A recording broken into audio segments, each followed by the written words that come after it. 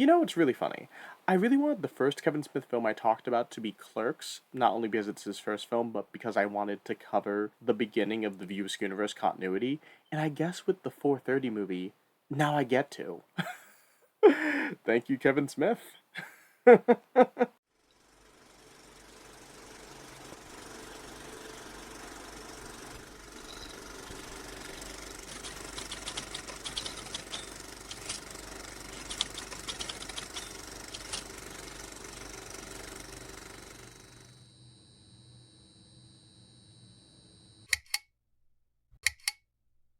Hey everybody, I'm Ben, your underground conductor. Welcome to Underground Cinema. This week we'll be talking about Kevin Smith's latest film, the 430 movie. Not the 420 movie, put away your blunts, the 430 movie, which I actually didn't see at 430. I saw at 9:10, because that was the only time I could find at a theater that was relatively close to me. Now, this is going to be an interesting episode for me, because this is going to be the first film I talk about that is technically brand new. Normally, when it comes to underground films, you have to wait a while before determining like what the reputation of the film is going to be. I think you can confidently say that this is going to be probably a film people aren't going to know about. I had to like search for a theater nearby that was actually showing it because none of the theaters near me were. I'm a huge fan of Kevin Smith. I've met Kevin Smith once. I've seen almost all of his movies. I own every single film in the View Askewniverse continuity. Every single one. Every single one. I even own Clerks the Animated Series.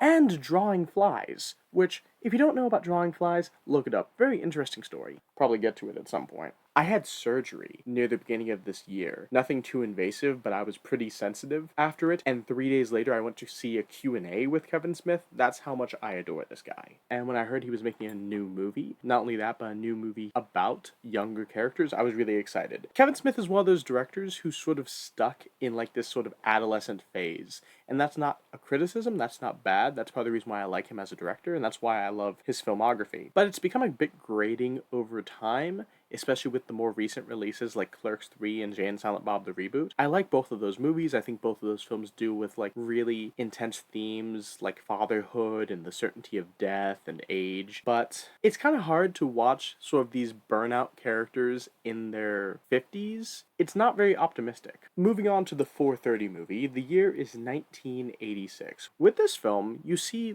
young characters who just screw around, and it's really entertaining because they're young. You want them to have fun. You want them to enjoy themselves. We follow our main character, Brian, as he asks out a girl that he spent last summer with. The girl's name is Melody. Both of them appear to have real chemistry together, and he asks her to a movie based on a book series that her and her mother really like. He schedules this date the same day he decides to go theater hopping with his friends, but through their misadventures, Brian and his two friends, Belly and Bernie, end up getting kicked out of the movie theater, and they need to find a way to not only salvage their day, but salvage this date that Brian has with Melody. For those of you who don't remember a time before assigned seating, theater hopping was a very common practice prior to like 2010, where people would buy a ticket to one movie, and then after that, they would just hop to a different theater house and then another. There were people who would spend an entire day at the movies just watching as many free movies as they could. It was like a really common thing.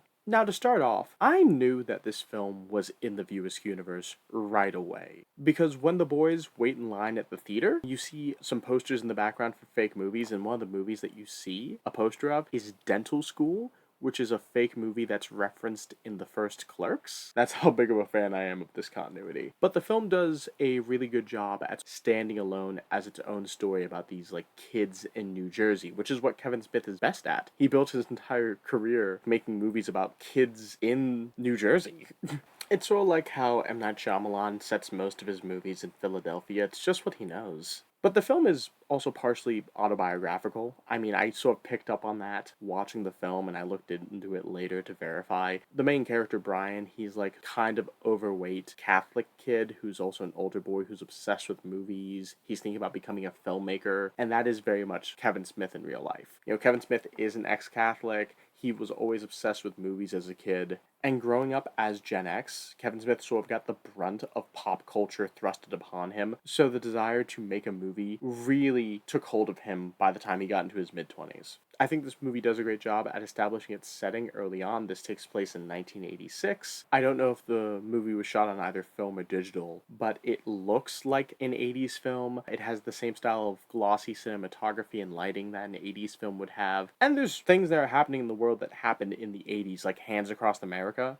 They're also talking about movies that have either come out recently or will come out, such as Top Gun, Labyrinth, Aliens, things that really like set the time of this film. I also had like a real Mandela effect with this film. Like I said, Kevin Smith's stand-in character is a huge cinephile, and he references that Poltergeist was directed by Tobe Hooper, who also did the Texas Chainsaw Massacre, and I could have sworn that Poltergeist was directed by Robert Zemeckis, but I looked it up, I was wrong. Similar thing happened with The Exorcist, where another character in the movie says that The Exorcist was done by John Borman, and I was like, that's not true. The Exorcist was directed by William Friedkin. I looked into it, and I misunderstood the conversation. They were talking about The Exorcist 2, which John Borman did direct. So you win this round, Kevin Smith. You win this round, professional, longtime filmmaker Kevin Smith. The film also shows us several fake movie trailers for B-movies that would come out in the mid-80s. And what's interesting is that you look at these B-movie fake trailers, and like most B-movies in the 1980s, they look like 70s exploitation films, with the style of cinematography and the style of dialogue.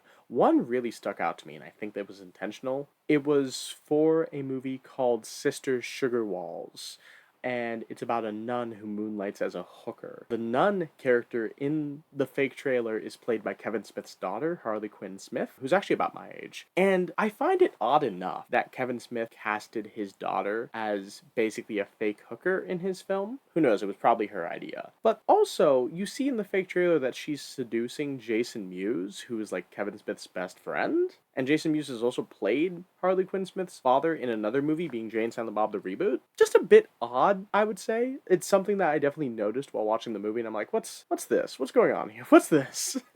Anyway, something I really love about this film is just the banter between the three friends, Brian, Belly, and Bernie. They definitely feel like high school guys that just talk shit all the time, and I really love that vibe. I could imagine that some people may find that a bit grating or juvenile in this film, but it's not any more juvenile than, say, Superbad.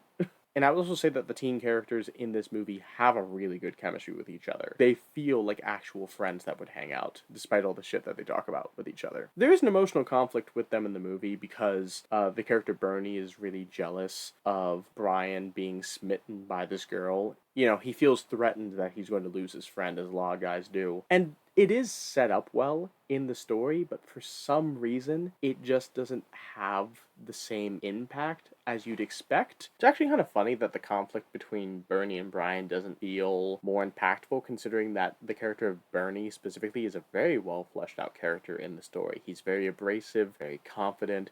He literally has sex in the movie theater at one point. They also have a scene in the movie where Bernie meets his childhood hero, Major Murder, and the scene is very similar to the interaction that Brody and Stanley have in Mallrats, where it's supposed to like show the character the error of his ways and have him sort of fight for what's important in his life.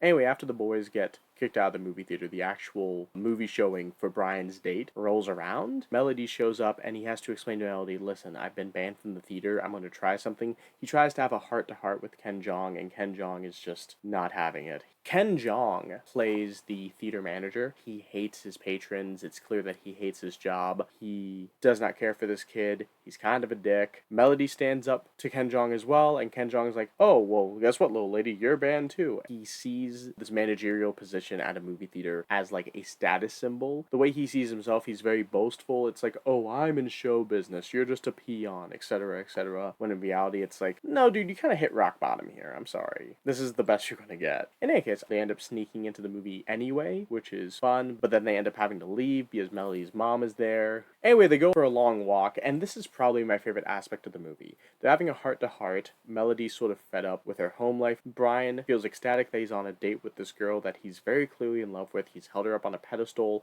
but Melody calls him out on something, which I really respect, and I was hoping that the movie would go in a different direction with it. Melody calls Brian out on the fact that he hasn't talked to her in a year. They almost almost hooked up the previous summer, and he just sort of held off and didn't talk to her for a year, and she's like, well, why should I be your girlfriend? And I liked that. Not only did it give agency to her character, but it's a legitimate point. You love this girl, but you were too afraid to talk to her for a year, even though she showed mutual interest. Anyway, they wrap up the conflict, and it does feel a little cheap, but considering that this film is partially autobiographical, for all I know, that could have actually happened. The film also has a very cute, like, mid-credit scene where Melody and his friends, Belly and Bernie, I just realized Belly, Bernie, Brian, BBB, probably a pattern for something. They're making a bunch of sexual innuendos with him, and they're all in reference to him applying for a job because he's applying for a job at the Quick Stop, which I found funny because this is an autobiographical film, and Kevin Smith's first job was actually working at Quick Stop groceries. That's how he was able to film his first film there.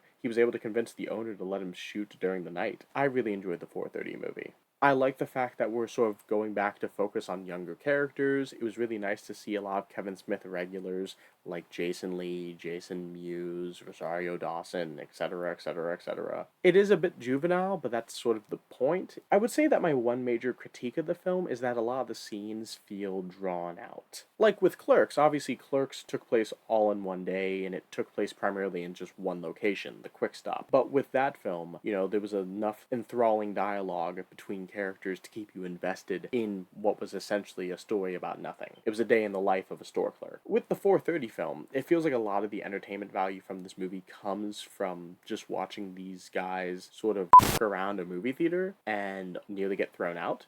Interesting trivia, the theater that they shot the movie at, which is called Atlantic Cinemas in the movie, it's actually a real movie theater. It's called SMODCO Cinemas, which Kevin Smith actually co-owns. In any case, I really had a good time with the 4:30 movie. I'll definitely be picking it up on DVD.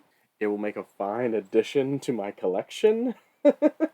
But I really enjoyed the film. It didn't feel like a nostalgic circle jerk to me. It didn't feel like Kevin Smith was just recycling old ideas. It felt like this was a story that was personal to him, and he wanted to tell it through his own lens, which I can really appreciate. But yeah, that was my review of the 4:30 movie. Hope you enjoyed it. Feel free to subscribe if you're generous. Follow me on Instagram or Letterboxd if you want to hear more of my film takes. And I will see you later.